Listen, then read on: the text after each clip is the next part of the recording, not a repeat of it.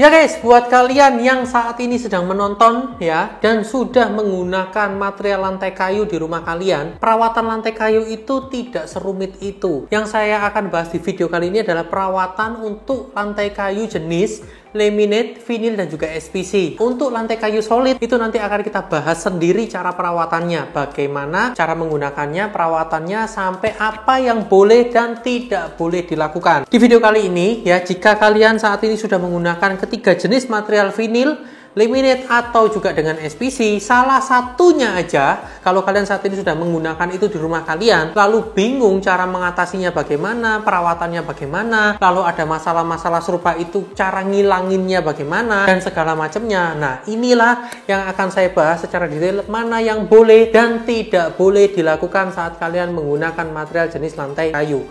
Oke. Selamat datang di channel Fake Architect, channel yang belum tentu informatif, belum tentu penting, kalau nggak berguna itu nggak mungkin. Dan kami akan membahas seputar arsitek, dari material bangunan hingga cara pemasangannya, serta desain-desain bangunan yang lagi hits dan kekinian. Nggak usah lama-lama, yuk kita nonton videonya. Let's go!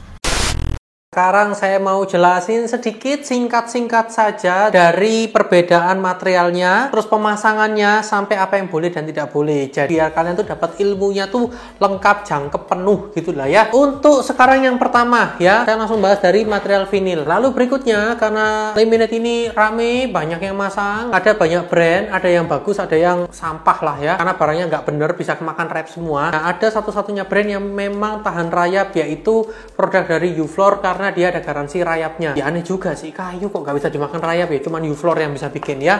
Kalian bisa cek nanti di toko rekomendasi kami, itu kalian bisa cek di kolom deskripsi sudah dipasang. Kok masih ada yang tanya kalau mau beli di mana, itu ada tokonya, itu sudah kita tempel linknya. Berikutnya, setelah laminate ini rayap,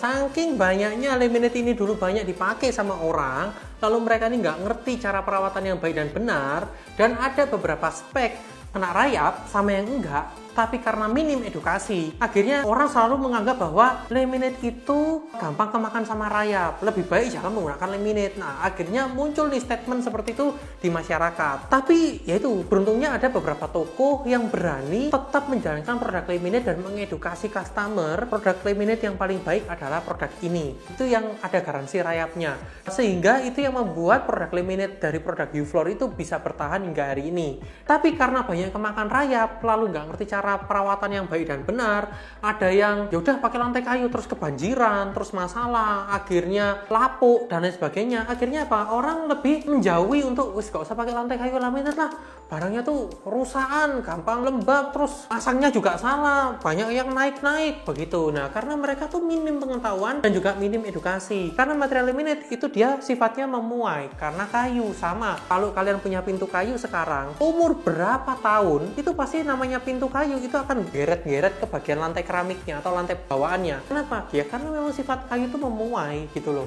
Itu banyak orang yang tidak tahu. Nah, cara pemasangan yang baik dan benar kita sudah upload ya, kalian bisa tonton. Berikutnya, karena banyaknya statement seperti itu, muncullah produk berikutnya, yaitu vinyl. Nah, vinyl ini terbuat dari bahan plastik dan juga karet dicampur jadi satu. Itu kenapa sifatnya lentur ya. Proses pemasangannya menggunakan lem. Ya memang karena rayap tidak makan karet kan, karena rayap kan makannya kayu, katanya begitu. Nah, akhirnya dipasang. Kalian bisa masang sendiri, lebih mudah, lebih gampang, materialnya lebih tipis, jadi secara harga juga lebih murah, begitu.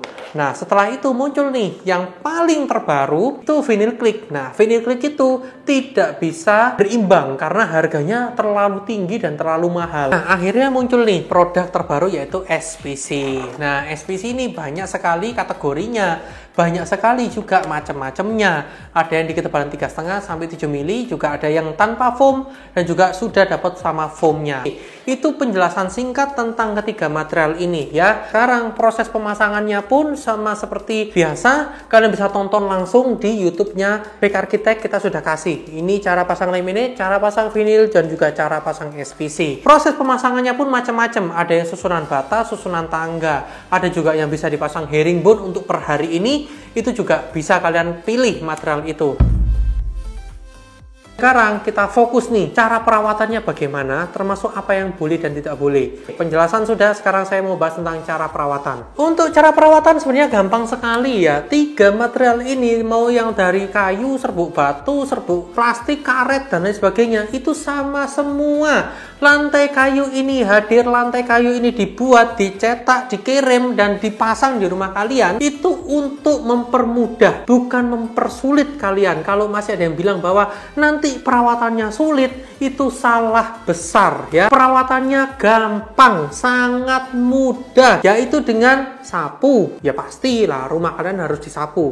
Nah, boleh dipel ya, boleh. Nah, yang terakhir ini opsional. Itu kalian bisa tambahkan vacuum cleaner. Kalau kalian mau pakai vakum, silahkan. Mau pakai vakum yang jalan sendiri, bunder gitu, ngekek-ngekek gitu, terserah. Boleh. Yang tidak boleh adalah kebanjiran.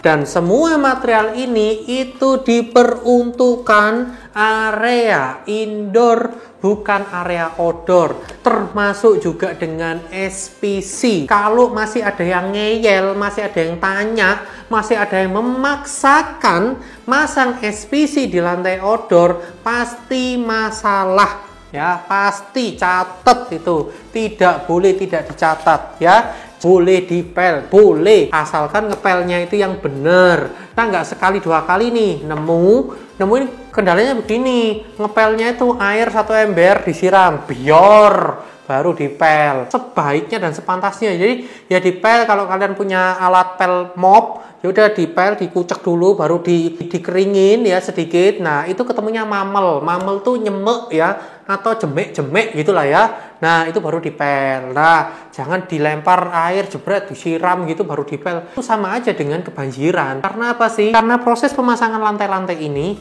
itu tidak bisa mepet ke tembok, tidak bisa ngepres ke tembok. Seperti SPC dan juga laminate, itu sifatnya memuai. Karena sifatnya memuai itulah makanya diberikan jarak antara 5-8 mili dari tembok. Biar apa? Biar ada ruang gerak. Dulu tuh komplainannya banyak, ini saya pasang lantai laminate terus ngangkat-ngangkat, itu kenapa ya?